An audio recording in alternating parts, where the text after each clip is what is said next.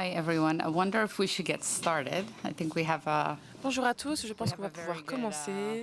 very good attendance, which Nous avons shows déjà that un this is bon an nombre de important topic. participants, ce qui So montre que thank c'est un you to sujet all of you for coming. important. Donc merci à We chacun really d'entre vous appreciate it. d'être venus. And we look forward to really Cela hearing nous everyone's réjouit beaucoup views. et nous avons hâte Just as a quick d'entendre introduction, les the perspectives de Global chacun. Energy Petite introduction, Alliance for People and Planet la was Global launched Energy in, Alliance at the for People and Glasgow Planet COP, a été lancée really with à la the COP de view of Glasgow. accelerating the energy L'objectif était de transition, venir accélérer la and transition making that énergétique transition just.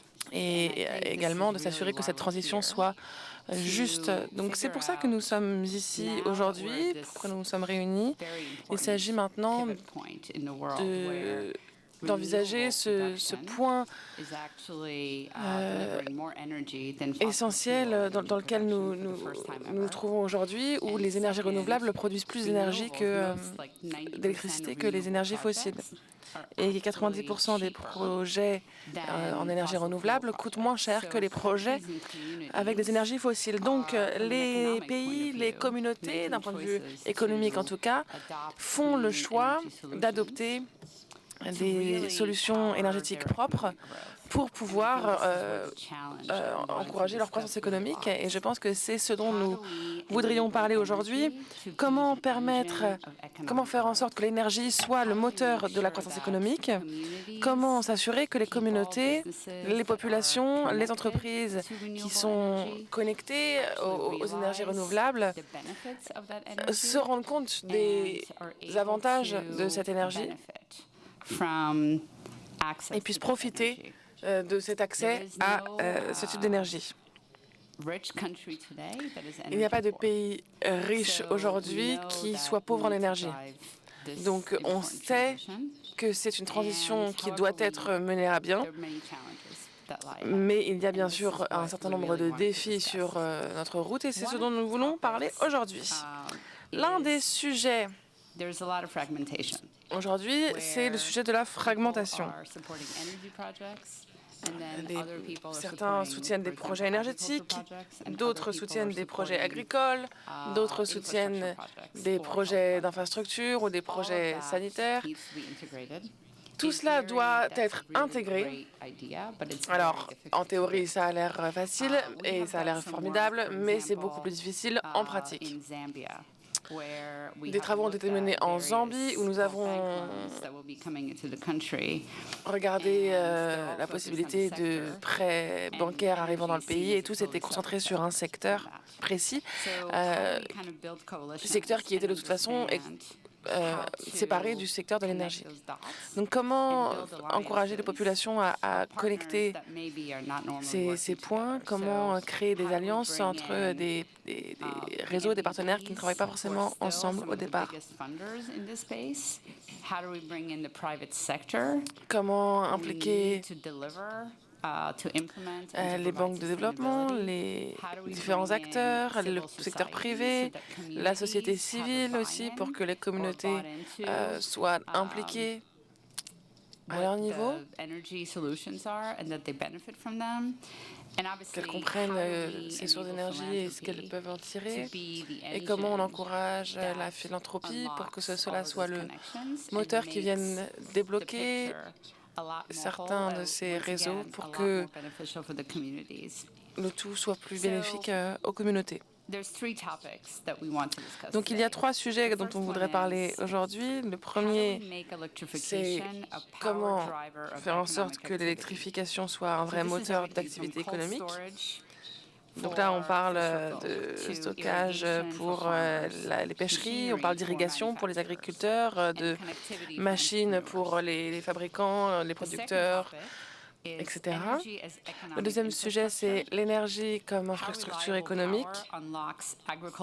Comment l'électricité fiable débloque l'activité économique, crée des revenus durables à l'échelle. Je pense qu'effectivement, penser cela à grande échelle, c'est essentiel parce qu'il y a plein de programmes pilotes qui existent, mais le besoin est bien plus large que ce que ces projets pilotes peuvent faire. Et troisièmement, comment fournir des financements coordonnés, comment aligner les ressources philanthropiques autour des énergies d'investissement qui ensuite génèrent des effets multipliés, développement de chaînes de valeur, construction de communautés, etc. Nous sommes ravis de vous accueillir tous autour de cette table. Et maintenant, je vais donner la parole à Eric Pelowski, qui est vice-président et conseiller auprès du président de la Rockefeller Foundation. Et il mène à bien notre travail de politique au sein de la Fondation. Il a comme travail de venir modérer notre conversation. Donc, Eric, je vous laisse la parole et merci beaucoup de nous rejoindre aujourd'hui. Sorry. You would think if you can learn how to unmute a Zoom, you can figure out how to work a microphone. Merci. Alors, voilà, j'ai pu allumer mon micro. Bonjour à tous, merci d'être là aujourd'hui. J'imagine que Paris est un lieu qui donne envie pour cette discussion. Je voudrais commencer par dire que la mission de la Fondation Rockefeller est de promouvoir le bien-être de l'humanité et de créer des opportunités pour tous et qui soient durables. Donc, nous voyons l'accès à l'électricité comme l'un des catalyseurs les plus puissants pour atteindre ces objectifs. Nous avons fait un investissement considérable dans la Global Energy Alliance grâce à ces conclusions.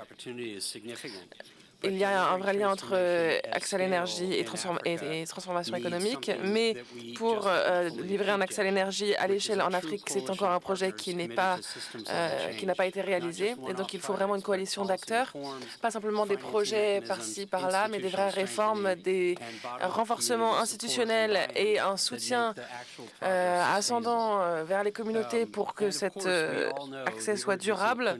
Et bien sûr, nous savons qu'il y a urgence à agir. Il y a de moins en moins de budget, de fonds et les différentes menaces. Il nous faut donc créer de nouveaux modèles de partenariat. Et ce sur quoi je travaille tous les jours, c'est recréer un momentum pour la coopération multilatérale. Et j'essaie de montrer pourquoi ce type d'investissement, ce n'est pas simplement de la charité, c'est une économie intelligente. C'est pour ça que cette conversation est si importante et je suis ravie d'en faire partie. Since we are still dealing with Paris traffic, nous allons pouvoir commencer notre conversation avec Carole parce que nous attendons encore notre délégué de la RDC. Donc, Carole, on va commencer par toi. Ajay has said repeatedly that Mission 300 is fundamentally a jobs initiative. Tu mènes le travail de Global Energy Alliance en Afrique. De ton expérience sur ce continent, de quoi avons-nous besoin pour s'assurer que l'électrification mène à une génération de revenus et des opportunités économiques?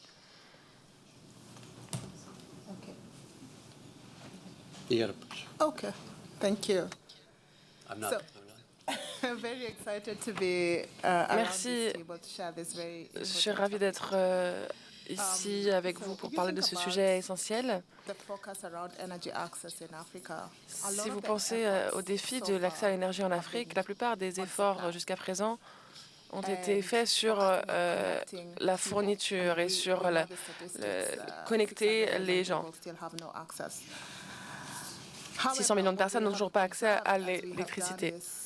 Cependant, ce qu'on a observé dans notre travail, c'est que l'accès seul n'est pas suffisant. L'accès va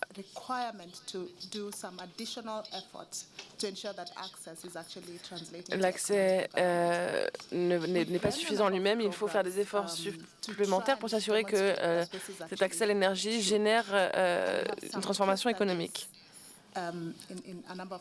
Nous avons des études clés qui ont été menées en Afrique. En Algérie, on a mené un programme qui s'appelle un projet sur la production d'énergie.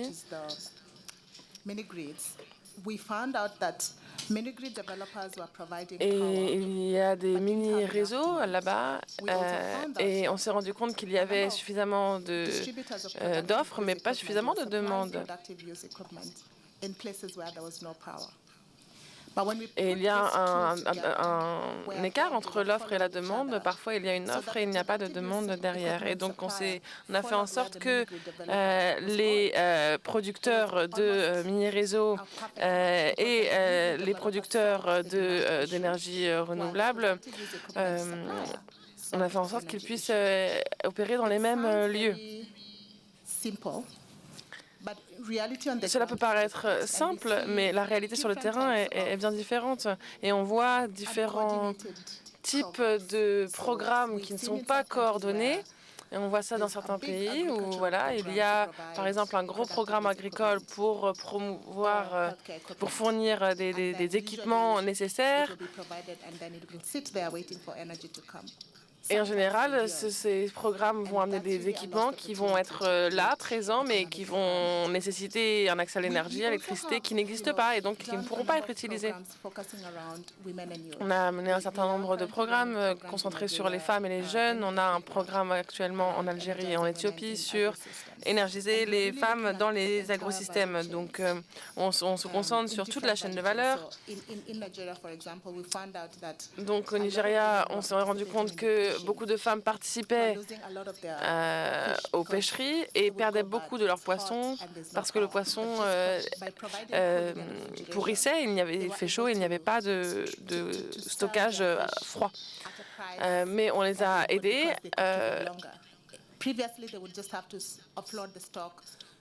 Et avant, elles devaient se débarrasser de tout leur stock assez rapidement et donc du coup elles perdaient de l'argent parce qu'elles ne pouvaient pas vendre leurs poissons au tarif qu'elles voulaient et on les a aidées à faire en sorte de pouvoir vendre leurs poissons au prix qu'elles voulaient parce qu'elles n'avaient pas besoin de s'en débarrasser aussi vite. Il s'agit aussi de déplacer les chaînes de valeur plus proches des agriculteurs.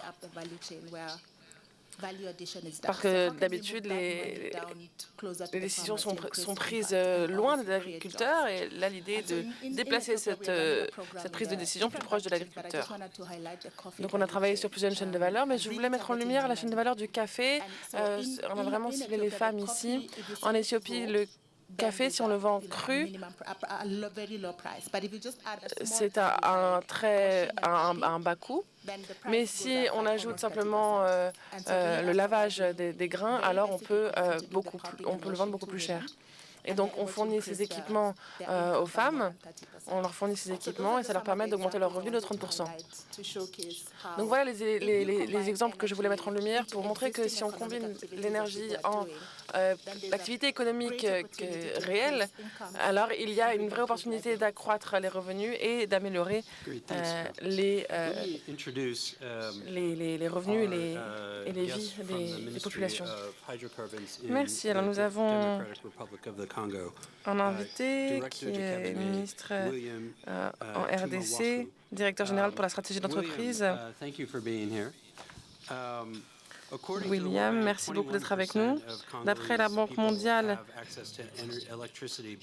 20% du peuple congolais a accès à l'électricité, mais ça veut dire que 41% dans les zones urbaines ont accès et 1% uniquement dans les zones rurales ont accès à l'énergie. Donc il y a un vrai déficit et ça c'est un vrai obstacle à la transformation en RDC et à la création d'emplois. Mais étant donné ce que l'on sait, cela va changer puisque il y a un nouveau plan d'action en RDC et une mission sur tout le continent. Votre gouvernement poursuit des investissements ambitieux pour attirer des investisseurs privés et pour renforcer le réseau national pour atteindre 63% d'accès à l'électricité d'ici 2030. Et aujourd'hui, plus tard, vous allez signer un texte sur ce sujet aussi. Donc, qu'est-ce que ce partenariat avec le Global Energy Alliance signifie pour le peuple congolais et comment voyez-vous cela transformer la croissance économique en RDC? Merci, je vais m'exprimer en français pour la RDC. Comme vous le savez tous, la RDC a un potentiel hydroélectrique impressionnant. Plus de 100 000. Vous m'entendez? Super. C'est bon. Ok, c'est bon. Ok. La RDC a un potentiel hydroélectrique impressionnant. Plus de 100 gigas. Donc rien à voir même avec les trois gorges de la Chine. Mais malheureusement, comme vous l'avez si bien dit, 79% de la population n'a pas accès à l'électricité. Les taux d'accès dans les zones rurales frisent la folie. Effectivement, nous sommes en dessous de 2%. Raison pour laquelle le président de la République a inscrit les développements hydroélectriques, surtout hydroélectriques, parmi les infrastructures nationales de priorité. Et c'est comme ça que, pour le moment, le gouvernement fait flèche de tout bois pour permettre cet accroissement en desserte. Nous en voulons au mix électrique, aussi bien par le photovoltaïque que par l'hydro. Mais toute combinaison faite, le gouvernement poursuit d'abord l'électricité par la voie du durable, de manière à arrêter la propension à la déforestation. C'est comme ça qu'on a mis en exergue la cuisson propre. Des décrets ont été signés pour que nous passions à la phase de durabilité. Les protocoles d'accord que nous allons signer avec GEAP tout à l'heure s'inscrit dans cette schématique. Nous venons de terminer la feuille de route et nous sommes en train de tout mettre en œuvre pour passer dans la concrétisation du plan du compact énergétique M+300 visant à améliorer la desserte des populations à 63% en moyenne. C'est un plan ambitieux qui exige de la RDC de disponibiliser 37 milliards de dollars. Il ne nous reste plus que 4 ans. C'est pour ça que les partenariats avec GEAP nous permettront, par l'appui technique, surtout l'appui technique, de pouvoir mieux suivre les projets et de pouvoir mobiliser les fonds. Et nous comptons surtout sur les secteurs privés pour pouvoir atteindre cet objectif. Parce que seulement l'État, on ne pourra pas. Et pour cela, nous avons besoin des réformes en profondeur pour pouvoir améliorer l'attractivité dans le secteur de manière à pouvoir amener le plus de privés. Je crois qu'à ce niveau, c'est ce que je puis dire. Voilà. Thank you, Minister. Merci beaucoup. Thanks, Minister. That's very helpful. Merci, Monsieur le Let me ministre. ask you if J'aimerais vous demander si vous pourriez nous parler de la manière dont vous voyez les exemples spécifiques de la manière dont l'électrification crée des opportunités économiques pour votre population dans votre pays.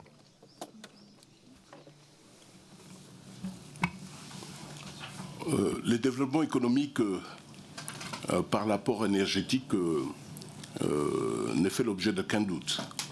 Vous savez, aujourd'hui, on ne peut pas parler du développement. Je reviens de Kolwezi, donc les zones minières. Sans électricité, ces sociétés minières sont obligées d'importer des millions de mètres cubes par an en diesel.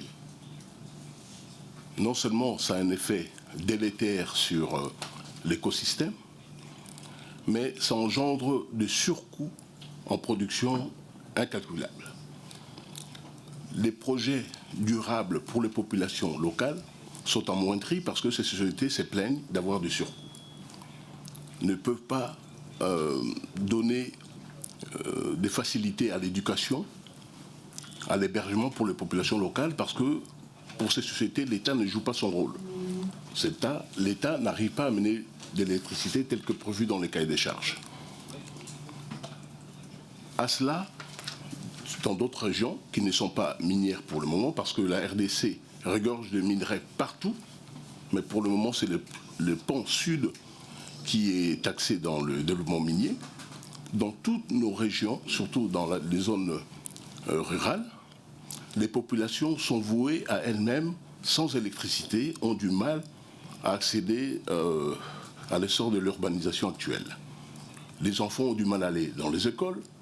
Bien entendu, sans électricité, l'éducation reste en deçà de la moyenne générale mondiale. L'accès même à l'Internet est compliqué, alors que nous savons que de par l'Internet, les enfants, les populations peuvent avoir accès à la bibliothèque mondiale, ce qui est impossible pour le moment. Sans compter les emplois.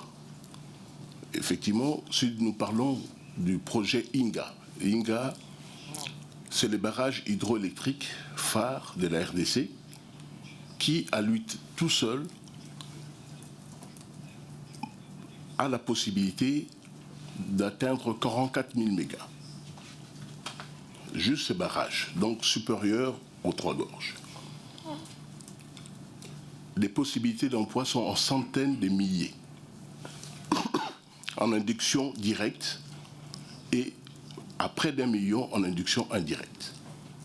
Donc pour vous dire que les développements hydroélectriques tels que voulus par le gouvernement, et cette fois-ci nous faisons en sorte d'y arriver par un roadshow. C'est pour ça que nous avons besoin de GEAP, de ce genre de partenariat, pour pouvoir conduire des roadshows de manière professionnelle par de sociétés oligopolistiques qui y savent. On ne va pas commencer à s'improviser dans des matières que nous ne maîtrisons pas. Nous venons des hydrocarbures avec les ministres Sakombi, et c'est ce que nous avons mis en place pour le développement de nos blocs pétroliers. C'est-à-dire composer avec des partenaires sûrs, professionnels, qui peuvent nous amener à éclore nos potentialités. Et c'est ce que nous voulons faire avec l'énergie, fonctionner avec des gens qui ne viennent pas s'improviser, mais qui y savent, pour qu'on puisse amener ces grands INGA qui pourra desservir grande partie de l'Afrique et qui pourra faire du bien à la RDC. Voilà. Je ne sais pas si j'ai répondu, mais voilà ce que je peux dire.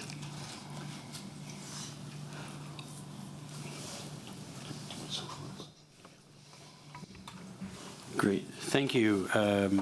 Merci. Willem. That absolutely answered my question. Merci, ça a très bien répondu à mes questions.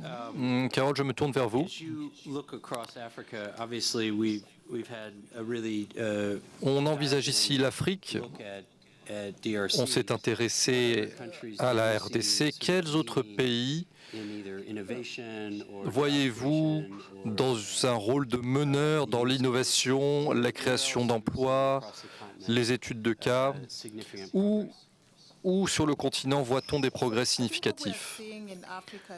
Je pense que ce que l'on voit en Afrique, c'est des progrès qui sont réalisés lorsqu'il y a des interventions ciblées.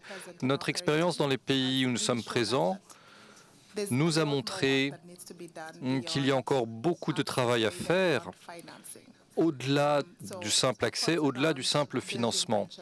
Il faut faire des efforts dans la création d'entreprises pour créer un écosystème durable.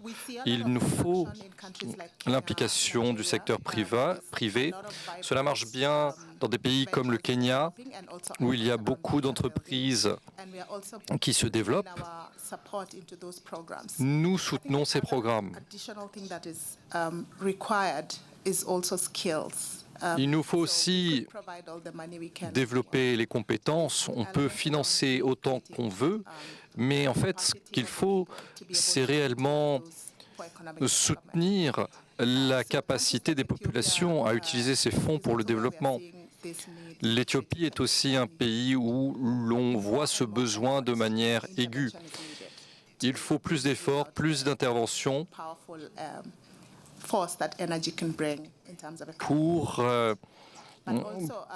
pour que l'énergie puisse être mise au service du développement économique. Il y a des pays où il y a beaucoup de personnes qui sont sans emploi.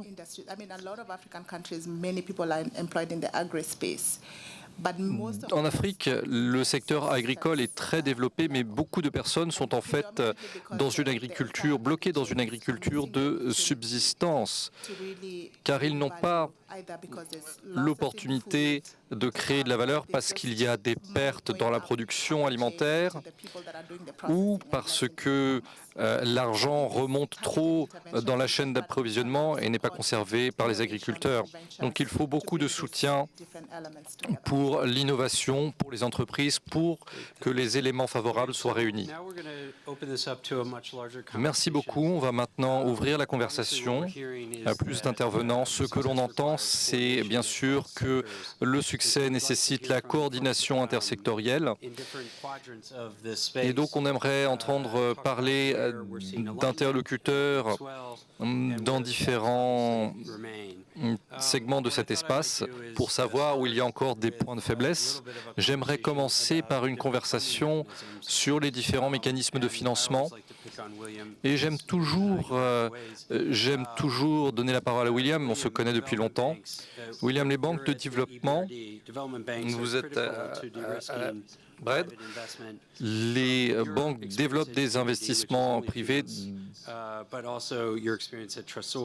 J'aimerais que vous partagiez avec nous votre expérience. Qu'est-ce qu'il faudrait faire pour mieux débloquer les capitaux privés pour le développement énergétique de l'Afrique? Et je vais aussi vous donner le contre-argument. Quel rôle peut jouer la philanthropie? Merci Eric. On peut parler en français ou en anglais? Qu'est-ce qui est le... Parfait. Je vais parler donc en français. Merci merci de l'invitation. Donc j'ai rejoint la EBRD, la Banque européenne de reconstruction et développement depuis 2 mois, mais je vais m'appuyer évidemment sur l'expérience de tous les collègues qui sont sur le terrain depuis des années en Afrique du Nord et puis plus récemment une expansion qui est en cours en Afrique subsaharienne dans 6 pays. Je vais en parler. Je crois que l'expérience des banques multilatérales, donc EBRD, mais aussi les autres banques multilatérales, c'est effectivement de ne pas regarder projet par projet. Alors c'est plus facile à dire qu'à faire, mais je crois que c'est normalement ce qu'on essaye de faire quand on construit des stratégies pays ou quand un pays met en place, ce qui est encore mieux, je dirais, une plateforme pays qu'il maîtrise et qui sert à coordonner les différents acteurs pour avoir une action intégrée et pas uniquement projet par projet. L'expérience des collègues à la BERD, c'est que il suffit effectivement pas d'apporter des financements, c'est évidemment important, à la fois des financements des banques multilatérales et aussi de mobiliser les capitaux privés, mais il faut en même temps améliorer l'environnement des affaires, déjà dans le secteur de la production électrique et en fait ensuite ça se diffuse dans d'autres secteurs. Donc il y a tout un travail qui est fait en accompagnement des financements sur la réglementation liée au marché de l'électricité, des travaux qui sont faits avec les entreprises publiques qui sont acheteuses de cette électricité qui est produite par les acteurs privés, des exemples concrets d'appui à la mise en place d'enchères pour pouvoir sélectionner les producteurs indépendants. Au-delà de cet aspect très lié à la production électrique et puis à l'achat de cette électricité, je crois que c'est aussi l'expérience de toutes les banques de développement avec nos clients et nos pays qu'il faut travailler en même temps sur les aspects diversification économique, entrepreneuriat. C'était un peu, je pense aussi, on n'entend plus beaucoup ce mot, mais il y avait cette idée de Just Energy Transition, Just Transition Partnership. Alors c'est vrai que peut-être que transition n'était pas le bon mot. En Afrique, c'est pas vraiment une transition, c'est surtout plus d'électricité. Mais je crois que l'idée de regarder un projet, comment il s'intègre dans un environnement local, que ce soit la valeur ajoutée, la chaîne de valeur sur les équipements liés à la production d'électricité, les compétences, le soutien à l'entrepreneuriat, la diversification dans ces zones. Je crois que ces concepts sont sont toujours valides. Deux exemples très concrets pour la BIRD, c'est au Maroc, notre participation au programme d'électrification rurale globale. Et ça dit bien l'ambition qui est pas juste produire de l'électricité, mais faire en sorte que ce soit utilisé par les personnes qui travaillent dans ces zones. Et puis en Égypte, on a l'exemple de la plateforme pays Nexus for Water, Food and Energy, où là on voit aussi cette ambition d'avoir une vision globale et sectorielle. On peut compléter par des actions qui sont faites au niveau des institutions financières, des banques locales, pour les inciter à faire des prêts qui sont en lien avec cette politique en faveur des énergies renouvelables. Et donc ça, c'est une manière aussi concrète de travailler avec des petites entreprises et via le secteur financier local. Pour finir sur l'Afrique subsaharienne, donc la BIRD est en train de s'étendre au Nigeria, Côte d'Ivoire, Ghana, Sénégal, Bénin et Kenya. On le fait évidemment avec les partenaires, Banque mondiale, Banque africaine, autres institutions. On y voit aussi un intérêt qui est les actions qu'on a menées de soutien à des entreprises, par exemple en Égypte. On peut les accompagner pour avoir des projets, par exemple en Côte d'Ivoire ou en Bénin, en partenariat avec des entreprises locales. Et pour finir, ta question, Eric, sur le rôle des philanthropies, je crois on peut faire de la mobilisation de la finance privée sans subvention, hein, ça peut marcher. Maintenant, on voit qu'il y a aussi, dans certains cas, besoin d'outils de partage de risque, de blended finance. Pour ça, je pense les donateurs jouent un rôle important. Mais je dirais que une des conclusions, c'est quand même d'appuyer les pays eux-mêmes dans leur capacité humaine, technique, interministérielle, etc., à gérer des plateformes pays. Je crois que c'est vraiment un des cœurs.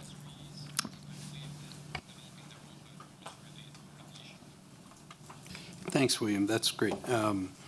Merci beaucoup pour ces commentaires, ces excellents commentaires que je trouve très cohérents. Je me tourne maintenant vers vous, si je peux. Le Fonds Qatar pour le développement a fait de nombreuses contributions clés pour le développement économique durable et résilient face au changement climatique. Je suis curieux de savoir quelles sont les leçons que vous avez tirées de votre activité, la manière dont vous avez employé des partenariats stratégiques pour permettre ces développements. Merci beaucoup. Je suis ravi de m'exprimer à la suite de ce que nous avons déjà entendu. Nous travaillons sur l'assistance humanitaire, les réponses d'urgence, mais nous avons aussi des engagements pour des objectifs de développement durable mondiaux. Je veux féliciter le TRC pour la signature de l'accord aujourd'hui, car lorsque nous tractons avec un projet, nous nous posons trois questions. Est-ce qu'il aide la souveraineté et la gouvernance des pays? Est-ce que c'est un projet durable? Et durable, ça peut vouloir dire, ça veut dire beaucoup de choses pour nous. Est-ce que le projet est durable? Est-ce qu'il va servir la communauté à long terme? Et est-ce que les mécanismes de financement sont eux-mêmes durables en termes de circulation des fonds et de mise à l'échelle? Et enfin, on se demande si c'est un projet qui renforce la dignité des peuples locaux. Avant de vous parler du portefeuille climatique de notre fonds de développement, je dois dire que l'énergie est un pilier de la manière dont nous travaillons et c'est aussi une composante majeure pour notre pays, pour le Qatar. Les projets majeurs dans lesquels nous nous sommes engagés avec la Syrie sont donc des projets énergétiques de fourniture d'électricité pour plusieurs raisons. D'abord parce que c'est un besoin urgent pour le peuple syrien Il y a des besoins critiques pour les écoles, pour les hôpitaux. Donc ça, c'est la première raison de l'intervention. Mais ce projet montre aussi la manière dont nous utilisons des partenariats pour réaliser ces projets. La Jordanie est impliquée, d'autres pays sont impliqués. Donc c'est vraiment une approche très concrète du développement et de la fourniture d'énergie en tant que ressource. Nous avons aussi des accords avec Oman depuis 2025. Nous opérons aussi au Niger et ce sont des projets qui datent de 2025, donc des projets récents. L'énergie a toujours été un engagement fort pour nous lorsque nous soutenons des pays. Et l'exemple de la RDC et du rôle du gouvernement montre la confiance. L'implication du gouvernement, c'est vraiment quelque chose qui donne confiance, qui motive à agir. Ça montre aussi que la manière dont l'État s'implique dans le financement est important. Sur le climat, notre portefeuille climat est assez vaste. Il couvre toutes les régions du globe. Sur ce point, nous avons des engagements de financement pour soutenir les initiatives climatiques au niveau mondial.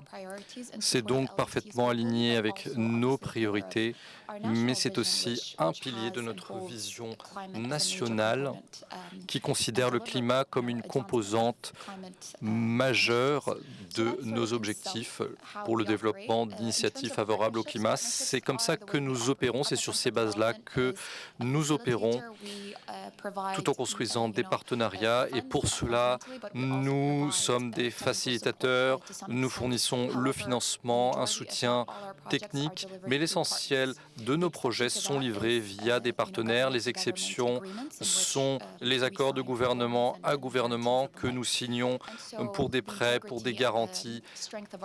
Et donc l'intégrité et la stabilité de nos partenaires est aussi celle de nos opérations. C'est pour ça que nous essayons de les soutenir de la manière la plus honnête possible dans leur travail. Merci beaucoup pour votre intervention. Je vais maintenant passer à la suite des sujets dont nous voulions parler, l'énergie en tant qu'infrastructure. Nous traitons souvent le sujet d'infrastructure, qu'il s'agisse de télécommunications ou des routes, comme une catégorie à part qui est essentielle pour le développement économique et la prospérité d'un pays. Les questions que nous nous posons sont qu'est-ce qui changerait si nous traitions l'énergie comme nous traitons, si nous considérions l'énergie comme nous considérons les routes ou les télécommunications comme un aspect essentiel de l'infrastructure d'un pays. Qu'est-ce que cela signifierait et quel serait l'impact? Et je me tourne vers vous. Le financement du développement se fait en silo. Du point de vue de l'AFD, comment peut-on aligner toutes ces pistes d'investissement au service du développement? Je pense que, comme William, je me permettrai de parler en français pour répondre à cette question et merci encore pour la poser. À l'AFD, c'est très simple. Pour nous, l'énergie, c'est vraiment pas seulement un secteur, c'est un vecteur. C'est vraiment la fondation pour financer les secteurs sociaux, éducation, santé, mais de plus largement économique. Et c'est ainsi que l'on pense qu'on pourra atteindre les objectifs portés par Mission 300.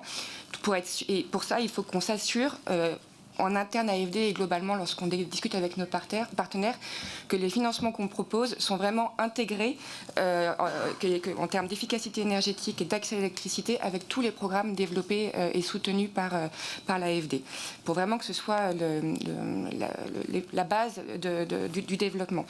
Selon nous, qu'est-ce qu'il faut pour que ça arrive? Faire en sorte, trois choses. Il faut faire en sorte que l'accès soit productif, il faut stimuler un maximum le financement local et il faut réinventer effectivement les modèles et comment on travaille tous ensemble en termes de financement public, philanthropique et privé. Peut-être rapidement rappeler, nous, nos programmes d'accès, comment on les construit. Je pourrais peut-être en citer deux. Madagascar, Côte d'Ivoire, on travaille à la fois avec les sociétés publiques ou avec des opérateurs privés et des ONG sur place pour voir comment est-ce qu'on peut connecter accès, entrepreneuriat et services digitaux. On va travailler aussi, par exemple, dans le secteur de la construction et de la santé pour des hôpitaux qui vont être efficaces énergétiquement, par exemple au Sénégal. Et ça veut dire plus de confort pour les patients, ça veut dire des factures qui baissent, ça veut dire moins de risques climatiques et donc pour la santé. Et on voit comment l'efficacité énergétique va être un vecteur de santé publique. On va travailler aussi avec des startups locales qui travaillent sur l'innovation, comment la technologie peut faire le lien entre l'énergie et l'impact social, notamment par exemple tout ce qui va être la cuisson électrique intelligente, des applications pour pouvoir contrôler les irrigations, pour pouvoir avoir des systèmes agricoles plus efficaces, etc. Et ce qui est important, c'est qu'à chaque fois là, on se base sur des PME qui sont locales, donc qui comprennent en fait les besoins locaux des personnes. Et c'est que comme ça qu'on peut vraiment répondre et avoir de l'impact. Maintenant, la question, c'est comment ces approches locales et transversales, on peut les scale-up, on est tous là, les étendre, les faire grandir, on est tous là pour ça. Et de notre point de vue, ce qu'il faut, c'est donc plus de finances locales et plus de leadership public et de politique publique. Ça a été dit, le financement de l'accès universel, ce n'est pas rentable. Il faut qu'on stimule la demande. Et pour ça, on travaille notamment avec GIAP et les banques, les systèmes financiers locaux, à un pilote pour voir comment ces acteurs, qui sont clés pour les économies locales, peuvent financer plus directement des systèmes productifs énergétiques, les chaînes de valeur, etc. Et comment est-ce que ça peut être mappé avec les programmes d'accès. Et pour ça, ça fait le lien avec la discussion plus large et tout le dialogue politique qu'on peut avoir à travers les compacts qui sont montés via Mission 300, notamment en RDC. Et donc, voilà, ça fait le lien avec les country platforms qui ont été mentionnés, mais c'est vraiment partir de cette demande et connecter notamment à travers ces systèmes financiers locaux et en particulier les banques publiques de développement local qui vont avoir un mandat en fait qui peut leur être confié par le gouvernement, qui s'il a cette vision politique en fait peut permettre d'orienter les flux financiers vers ces activités qui vont stimuler la demande et in fine lancer le développement. Et donc j'en arrive à mon dernier point. On pense au niveau AFD et notamment via le réseau Finance in Common que c'est important de travailler à rendre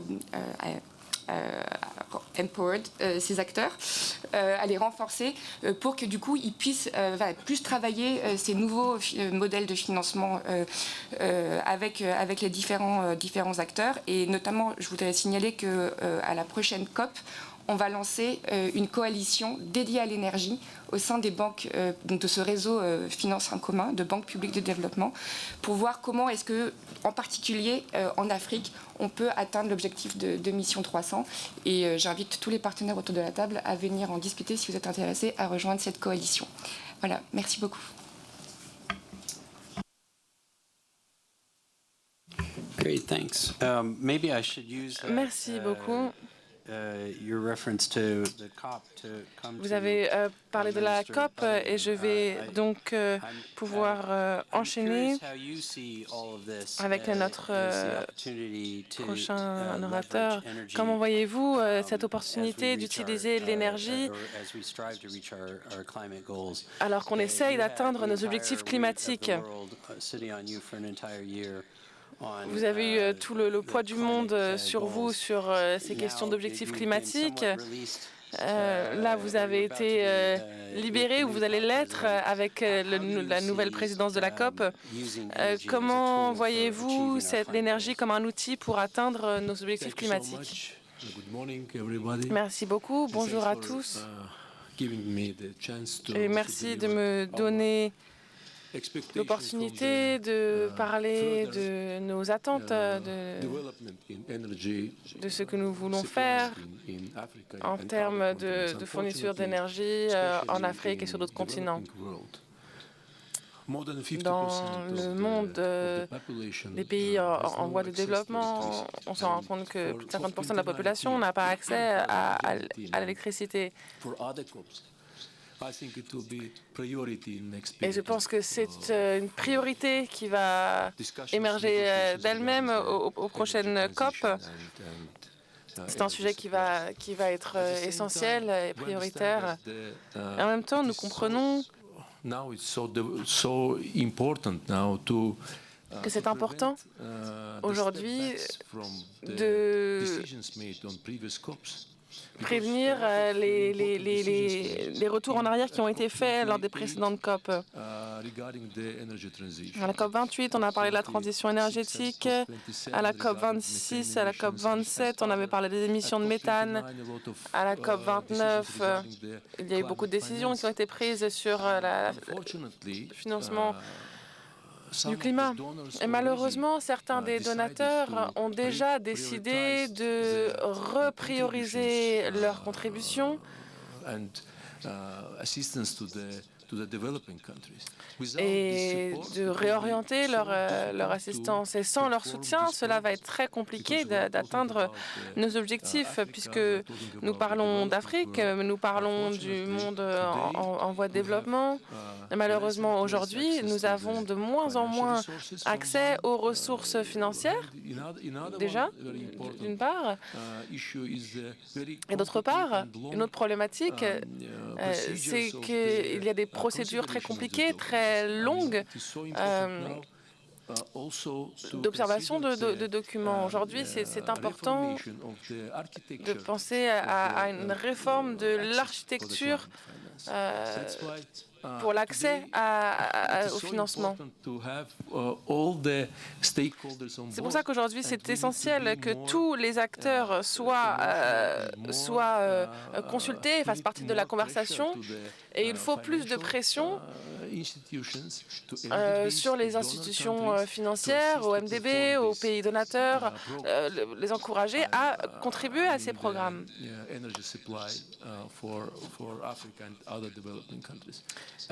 Et cela pour aider à la fourniture d'énergie en Afrique et sur d'autres continents. Aujourd'hui, il est essentiel de penser à la façon dont les pays africains peuvent coopérer sur une base régionale pour participer à ces différents programmes. Il y a un mois, je suis allée en Éthiopie, je suis allée à Addis Abeba. J'ai participé à l'ouverture d'un nouveau barrage sur le Nil, 73 milliards de mètres cubes d'eau et une génération de 5000 gigawatts. C'est énorme, c'est le plus grand barrage en Afrique, plus grand que le barrage d'Aswan, avec une construction qui a mis 14 ans. Imaginez.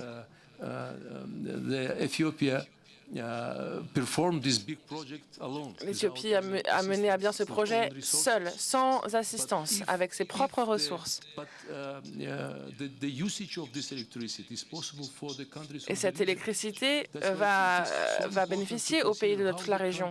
C'est pour ça que c'est important de réfléchir à la manière dont les pays, d'un point de vue régional, peuvent coopérer à ce type de gros projets sur les ressources énergétiques, sur les systèmes de distribution énergétique et d'autres projets encore.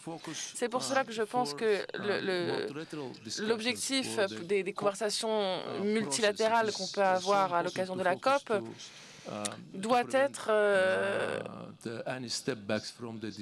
de s'assurer que l'on ne fasse pas de retour en arrière par rapport aux décisions qui ont été prises en termes de financement par le passé, mais également il sera important de considérer la manière dont on peut inviter davantage de pays du continent à contribuer à des projets régionaux. Cela comprend également les institutions financières. Merci beaucoup et merci d'avoir été président de la COP. Je voudrais maintenant donner la parole à Rosalind.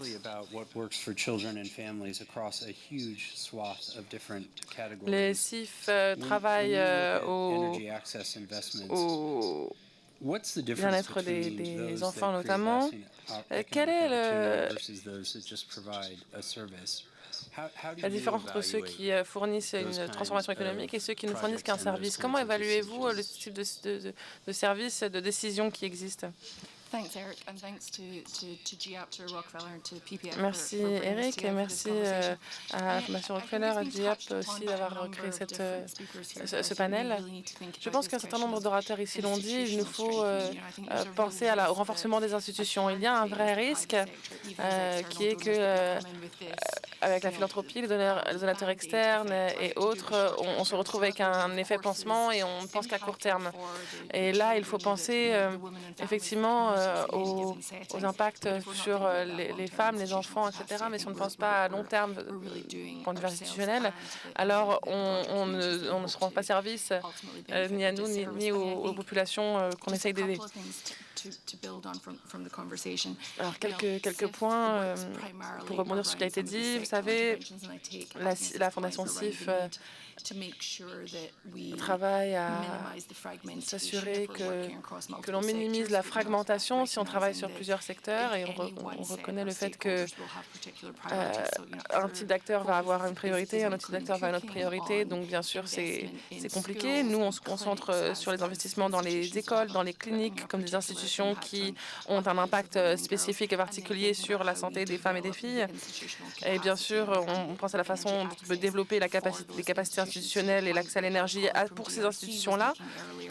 Pour revenir au point qui a été fait par notre collègue de la RDC, il y a une importance de l'éducation comme moteur de transformation économique, de croissance économique. Et je pense que nous voyons la valeur qu'il y a à utiliser les plateformes nationales comme modèle de la façon dont on mène à bien ces investissements pour que l'on ne soit pas dans cet effet pansement, mais que l'on pense réellement à la façon dont on s'aligne avec les priorités nationales, les priorités des pays et comment on divise après le travail qui est mené de manière pertinente. Et on développe la capacité de livraison de ces acteurs souverains. En fait, comment penser au système d'achat, au système de livraison. Ces parties-là, ce sont les parties auxquelles on n'aime pas beaucoup penser, mais en fait qui sont essentielles pour la durabilité des projets que l'on mène à bien. Et je pense qu'il faut qu'on amène un élément de réalisme financier. On a beaucoup parlé de la finance mélangée. On ne parle pas beaucoup de dette encore et je pense qu'il faut qu'on pense à la dette quand même, parce que si on reste aveugle à ce contexte de dette dans lequel beaucoup de pays sont et dans lesquels beaucoup de pays opèrent actuellement, alors on ne pense pas à la question de la durabilité. Donc, bien sûr, il faut aligner les donateurs externes, amener la finance externe, privée, la philanthropie, mais de manière à ce que l'on crée une dette durable, des flux de capitaux durables. Je pense que toutes ces questions-là doivent être prises en compte. Merci. Merci Rosalind. Et pour ceux qui ne le savent pas, Rosalind et moi avons passé des heures, des jours, des semaines, même des mois à travailler sur la question financière et le partenariat de la Fondation Rockefeller sur ces sujets a été extrêmement productive. Cette coopération a été essentielle. William le sait, ça a été essentiel aussi pour les banques de développement régional et la Banque mondiale, grâce au cadre qui a été créé. Alors, on peut avancer un petit peu. On a parlé de la Global Energy Alliance et la façon dont ça a été créé pour travailler avec des coalitions et comment on peut créer ce type de coalition. J'aimerais bien. Alors, nous allons également ouvrir la parole à tous. Donc, si vous avez envie de vous exprimer et que je ne vous ai pas encore cité ou nommé, n'hésitez pas à lever vos panonceaux pour que je sache que vous voulez parler. Alice, vous avez également travaillé au développement Compact Base. Comment pensez-vous que cela contribue à la coalition pour justement apporter un accès à l'énergie? Merci Eric, c'est formidable d'être ici. Je suis ravie d'être là. Pour ceux qui ne savent pas, le MCC a été créé en 2004 par le président Bush et depuis sa fondation, l'agence qui existe toujours a déployé 17 milliards de dollars en bourse dans plusieurs secteurs, notamment dans le secteur de l'énergie. Et j'ai été impliquée dans l'énergie compacte au Sénégal ainsi que dans d'autres pays d'Afrique, et j'ai pu voir de manière détaillée la façon dont l'agence s'y prenait.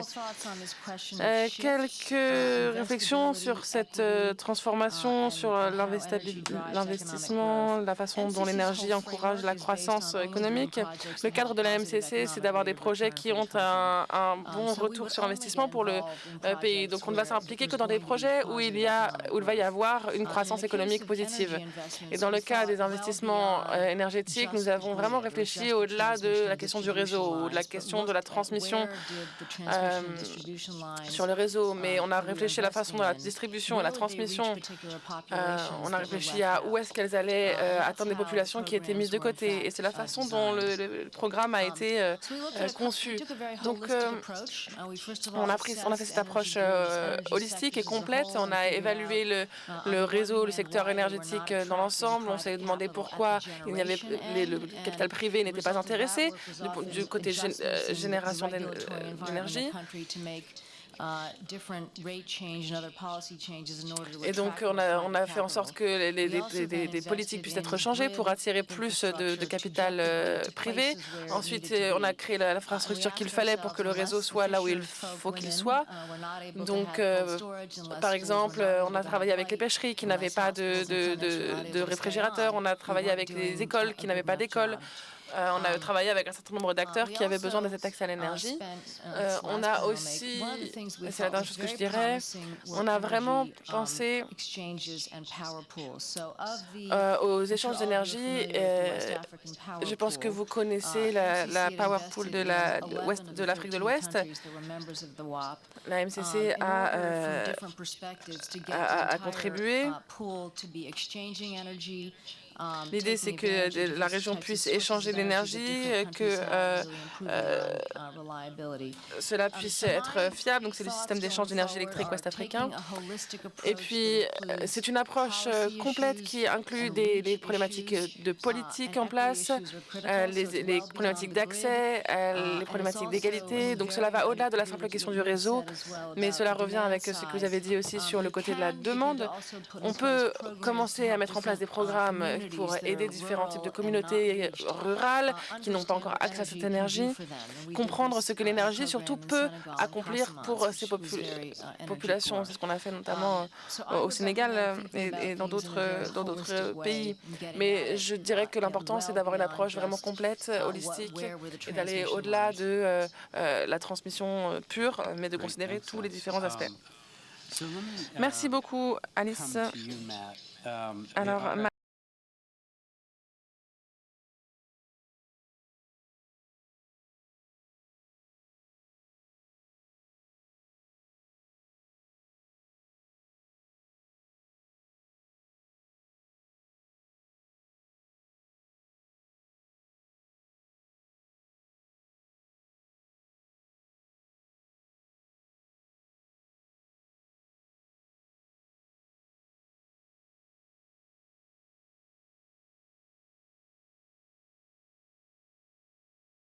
qui est au cœur de nos préoccupations au sein de la Fondation Aga Khan. Nous travaillons sur l'énergie depuis 40 ans au moins.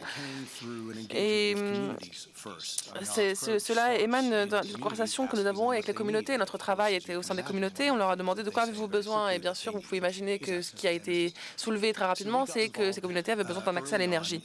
Et donc, très rapidement, nous avons commencé à travailler à petite échelle avec de l'hydroélectricité dans les zones rurales, etc. Mais je n'ai pas parlé de cet aspect au départ, mais je pensais au montant qu'on a mobilisé, ce qu'on a investi nous-mêmes et ce qu'on a réussi à mobiliser en termes de finances.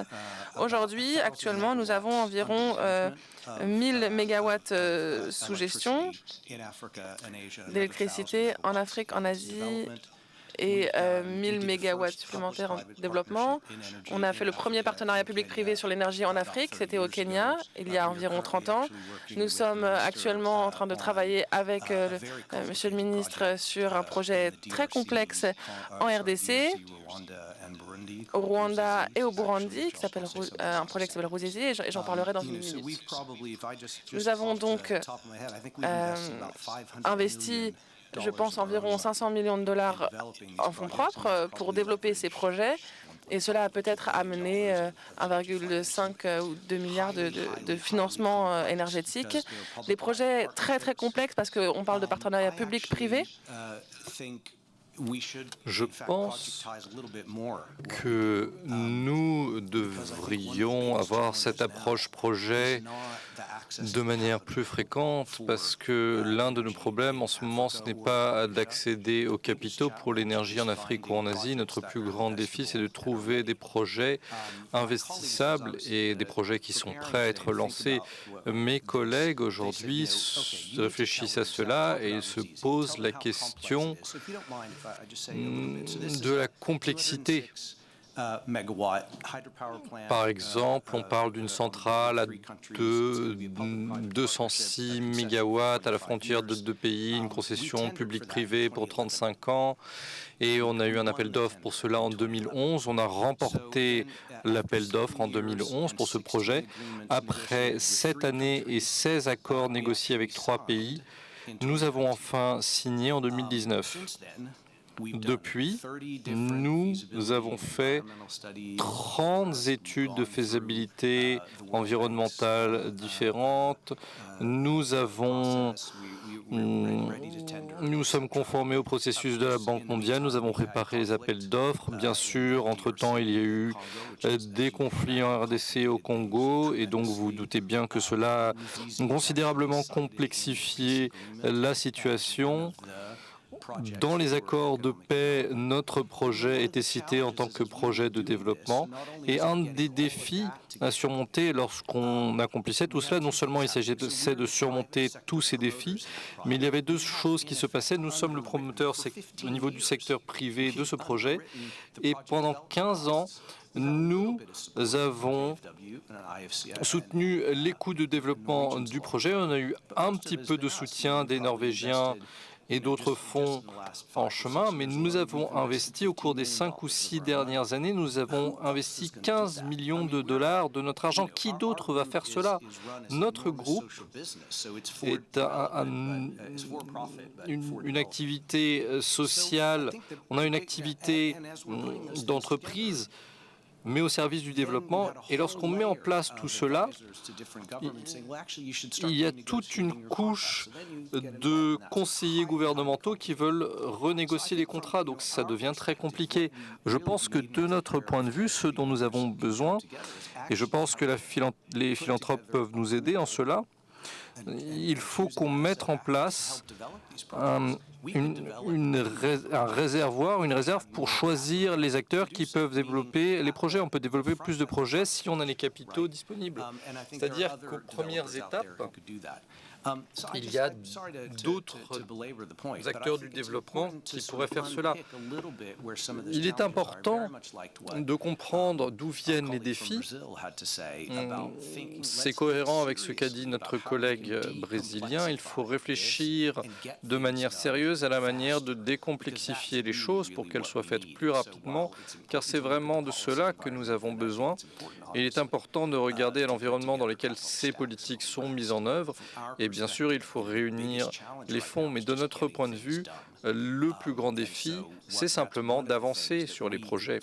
C'est une des choses que nous avons essayé, sur lesquelles nous avons essayé de travailler le plus.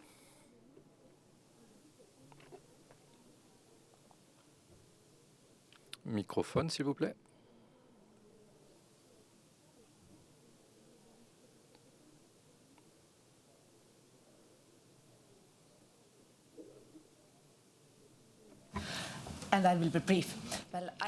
Je serai bref, je suis Gajit Simpson et il y a 2 ans, j'étais à la COP 28 face à la Commission européenne lorsqu'on a proposé de tripler les renouvelables d'ici à 2030. Notre but, c'était de couvrir la demande énergétique avec des énergies renouvelables, car c'est souvent les énergies les moins chères et ce faisant, nous pourrons aussi éviter de rajouter des énergies fossiles dans le réseau.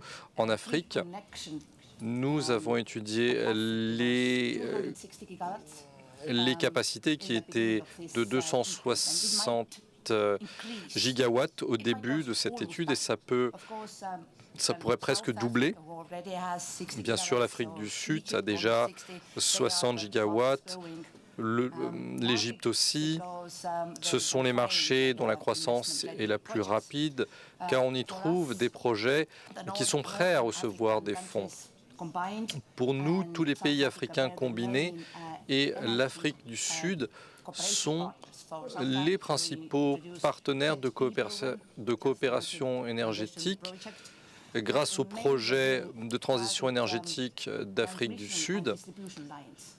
On s'intéresse principalement à la transmission et la distribution d'électricité. Si on investit dans ces éléments, on pourrait surmonter les problèmes qui y sont liés et bien sûr introduire plus d'énergie renouvelable. Et au nord, les gouvernements et les développeurs s'intéressent beaucoup à ces questions. La question notamment des réseaux câblés. Ce que je voulais demander à ceux présents ici, la Commission européenne et la Commission africaine travaillent ensemble, mais ils n'ont pas le même pouvoir que les gouvernements européens, mais nous travaillons ensemble pour créer un marché de l'électricité panafricain. En Europe, on économise des milliards d'euros car notre marché énergétique est interconnecté et vous pouvez couvrir la demande en s'appuyant sur les niveaux de production de ses voisins. En Afrique, c'est le cas, comme je l'ai dit, dans certains réseaux électriques, mais la Commission européenne a envoyé des experts en Afrique pour aider à créer les règles nécessaires pour que l'Afrique ait aussi un jour un marché unique de l'énergie, de l'électricité. Merci. Alors pourquoi ne pas rester en Europe du Nord et donner la parole à Johannes? Merci beaucoup. Il est préférable de continuer à parler de l'Union européenne qui a été active récemment dans le financement de l'énergie, de projets d'énergie en Afrique. Il y a seulement 3 semaines, on a annoncé 618 millions d'euros d'aide pour le développement des énergies renouvelables en Afrique. Ça a été adopté. Comme on l'a déjà dit dans nos conversations, nous avons besoin de plus d'énergie renouvelable. Nous avons besoin d'une meilleure transmission transfrontalière, d'un marché de l'énergie pour voir les effets de ces investissements devenir durables. Il faut aussi créer de l'emploi au niveau local, soutenir l'économie locale.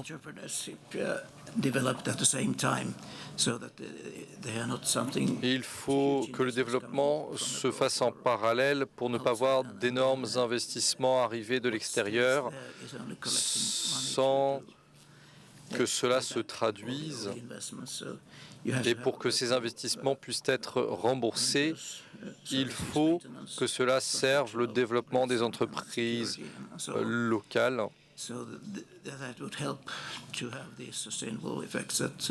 Ça nous aiderait de voir ces effets durables être soutenus dès le début du processus. C'est une approche inclusive du développement. La Finlande a un petit fonds de développement, relativement parlant. Nous avons 2 projets majeurs de production éolienne d'énergie, un au Kenya.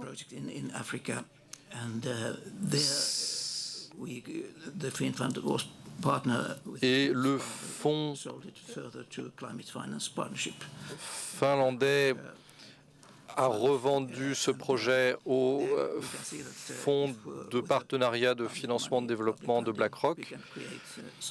Et il faut voir si, avec des fonds publics, on peut créer des choses qui permettent d'intéresser les financements privés à la participation à des projets.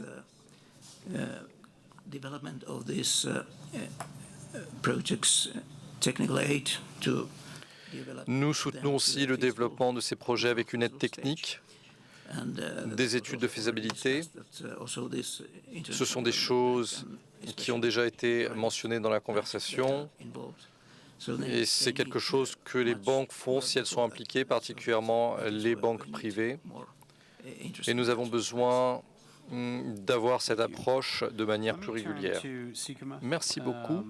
Je me tourne vers Siguma, qui représente des fonds souverains. Merci beaucoup. Merci pour l'invitation. Ministre Shekatani, je veux féliciter en français. Partenariat avec GIAP. On attend beaucoup de choses de la RDC, donc félicitations pour ce partenariat. So my 2 cents very quickly. Je veux simplement vous dire rapidement, je veux aborder 3 points principaux. Nous sommes un fonds coalisé. On se focalise sur la création de valeur et le développement durable. Nous avons été soutenus par la région du Golfe, notamment le fonds du Qatar, pour refléter les commentaires qui ont été faits sur l'approche ciblée. Je veux souligner le fait que les pays africains devraient avoir une stratégie de financement dual. Il faudrait mobiliser plus de capitaux locaux. Il faut l'implication des investisseurs institutionnels en Afrique, notamment les fonds de pension, pour pouvoir financer les infrastructures sans mobiliser l'épargne locale et les capitaux locaux. C'est une des manières les plus stratégiques d'impliquer des nouveaux acteurs. Lorsqu'on voit des champions qui réussissent dans leur propre marché, ça attise l'intérêt des partenaires internationaux. Il nous faut aussi plus de capitaux internationaux, de fonds souverains et d'institutions internationales qui cherchent des sources de diversification et des investissements dérisqués. Les pays africains doivent faire plus, doivent rendre les investissements énergétiques plus prévisibles. Cette stabilité peut soutenir les gouvernements de ce point de vue. Nous travaillons actuellement sur une plateforme d'investissement ad hoc pour le développement de capitaux de fonds souverains pour essayer de résoudre ce problème. Mon deuxième point concerne les organisations financières multilatérales. Nous devons repenser leurs mécanismes d'action, qu'ils ne soient pas en concurrence avec le secteur privé, mais pour qu'ils agissent aux côtés des gouvernements. On a parlé de plusieurs initiatives. Il faut travailler avec les gouvernements sur les études, sur le développement de capacités locales pour que l'action des gouvernements soit plus structurée et pour travailler avec les acteurs locaux qui ont des problèmes de liquidité. Il y a toute une réflexion à avoir sur la manière dont on peut recapitaliser les infrastructures locales. Mais bien sûr, ces acteurs sont les principaux facilitateurs systémiques. Et il faudrait se focaliser principalement sur cela. Le dernier point concerne l'ambition. Avec la mission 300, nous sommes focalisés sur l'Afrique comme jamais au cours des 20 dernières années. Nous avons vraiment un mouvement d'annulation des dettes. C'est une opportunité qu'on ne voit qu'une fois par génération. Donc la connexion, c'est quelque chose de positif, l'accès c'est positif, mais le principal objectif doit rester le développement industriel. Nous devons alimenter notre capacité industrielle pour créer des emplois à forte valeur ajoutée en Afrique, pour permettre la transformation industrielle en Afrique et pour générer des économies plus résilientes. Donc il faut se focaliser sur la connectivité, sur la manière dont nous pouvons impacter positivement la vie des populations. Il faut réfléchir en termes de capacité, en termes de développement du réseau et en termes de grands projets. Merci beaucoup. Merci. C'était un discours très éclairant. Nous allons continuer avec des interventions. Et maintenant, on va donner la parole à Caroline, ensuite Khalil et notre collègue qui est présent en ligne, qui vient de Suisse, Franck. Mais je vous demanderai d'être bref, 30 à 45 secondes. Je serai très rapide. Je suis Caroline Avant et je suis avec le Centre de ressources pour les entreprises et les droits de l'homme. Nous nous intéressons aux responsabilités des entreprises dans le cadre de la transition énergétique. Je veux souligner une chose à laquelle nous sommes intéressés récemment concernant la manière dont les entreprises peuvent soutenir la prospérité en envisageant des mécanismes de copropriété locale. Nous nous intéressons à l'aspect durable des projets. C'est le cœur de notre recherche, l'acceptation au niveau local, le développement durable. En Afrique, toutes ces approches sont en train d'être étudiées, d'être testées. Nous nous intéressons aux producteurs d'énergie indépendants en Afrique, aux mécanismes d'appel d'offres, aux attentes de la communauté, à la confiance et aux mécanismes de partage des revenus. Il y a évidemment des défis et des opportunités qui sont liés à tous ces aspects. Et nous nous intéressons à la manière, aux mécanismes par lesquels les financements sont développés grâce aux banques de développement. Merci beaucoup. Merci. Je représente One Campaign. Nous sommes présents en Afrique. Et ce qui nous frappe concernant cet agenda, c'est ce dont on a parlé, l'importance de changer la manière dont nous fonctionnons en termes de préparation des projets. Nous sommes très intéressés par les conversations qu'on peut avoir avec les banques de développement concernant principalement l'objectif final, la lumière au bout du tunnel. Sur ces points, et aussi avec les banques de développement, on s'intéresse, on a beaucoup parlé des politiques qui permettent de convertir la production énergétique en création d'emplois, en création de valeur. C'est très difficile, comme vous le savez, pour tous les gouvernements au niveau mondial de réaliser concrètement ce rêve d'approche holistique. Comment est-ce que les banques de développement peuvent travailler mieux avec les pays prioritaires pour avoir une conversation plus structurée, plus ambitieuse sur ces points? De quoi avez-vous besoin pour pouvoir déployer des approches politiques qui ne sont pas forcément parfaitement holistiques, mais qui permettent ces conversions, notamment en termes de développement des compétences. Merci beaucoup. Franck, merci de conclure. Oui, merci beaucoup. Je veux parler brièvement du rôle des donateurs souverains dont on n'a pas beaucoup parlé pour le moment. Comme vous le savez, il y a certains financements qui s'assèchent et on ne va pas avoir un retour des donations, un redéveloppement dans les années à venir. Je pense qu'il y a encore un fort potentiel philanthropique néanmoins, et je voulais simplement dire que nous sommes très ouverts sur ce point. Ce n'est pas quelque chose qui se fait encore naturellement. Nous sommes encore en train d'étudier les manières dont nous pouvons le mieux conjuguer nos actions.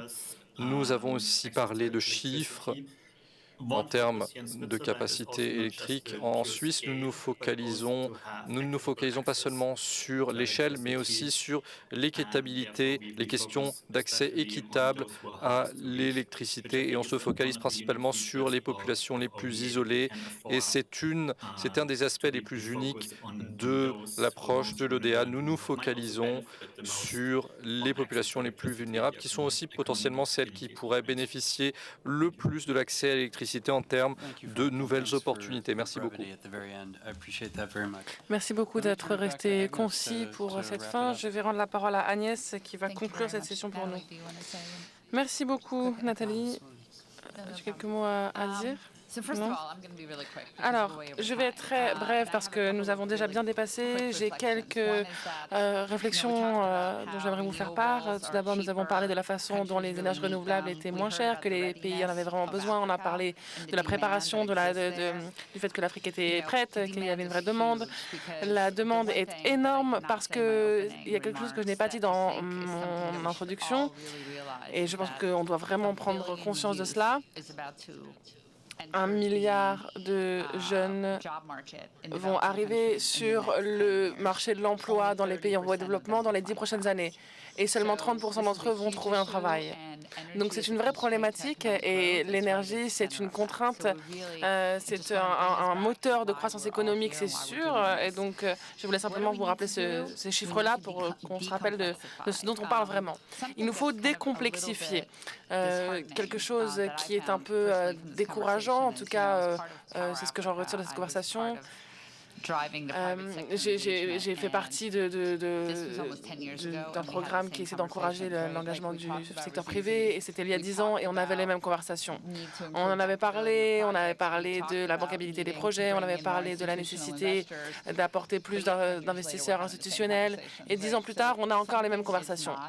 Donc il y a quelque chose qui ne se passe pas bien. Donc ça veut dire qu'il faut des partenariats qui ne sont pas naturels. Comme Franck vient de le dire, la façon dont on a fait les partenariats par le passé ne fonctionnent pas, en fait, pour pouvoir mettre à l'échelle les projets que l'on essaie de mettre à l'échelle. Et donc, des partenaires qui n'ont pas l'habitude de travailler ensemble vont devoir commencer à travailler ensemble. Donc, j'aimerais inviter tout le monde, chacun d'entre nous. Nous construisons des capacités institutionnelles dans ces pays pour soutenir le programme Mission 300. Nous allons créer près de 15 unités de livraison qui vont être construites sur des unités qui existent déjà dans ce gouvernement-là pour accélérer les projets énergétiques connectés au réseau et non connectés au réseau. C'est ce sur quoi nous allons nous concentrer avec la RDC. Donc si vous voulez nous aider à renforcer les capacités gouvernementales, venez nous en parler. Deuxième chose, la propriété locale. Il ne s'agit pas simplement des gouvernements, c'est également les entreprises locales, les entrepreneurs locaux. Ces PME, c'est ces entreprises-là qui vont créer des emplois. Et donc, nous avons lancé une coalition qui s'appelle Énergie et Opportunités. Cette coalition va mettre l'énergie au centre et travailler avec le secteur privé, avec des entreprises, des petites entreprises qui font partie de la chaîne de valeur pour vraiment apporter une croissance économique, des emplois, des revenus supplémentaires aux communautés qui sont en train d'être connectées. Donc nous accueillons tous les partenaires, particulièrement les partenaires qui ne sont pas des partenaires qui se concentrent habituellement sur l'énergie, à nous rejoindre alors que nous lançons cette coalition. L'idée c'est vraiment de travailler ensemble, de créer ensemble. Peut-être qu'on aura quelques pays pilotes en premier pour voir si ça fonctionne et ensuite on mettra tout ça à l'échelle supérieure. Donc on se réjouit de collaborer. On a les équipes du Forum de Paris pour la paix qui ont créé une collaboration pour la paix et les populations. Créons-nous aussi une coalition qui n'est peut-être pas une coalition qui viendrait naturellement, mais créer une nouvelle coalition pour répondre à de nouveaux problèmes. Et merci à chacun d'avoir participé à cette session.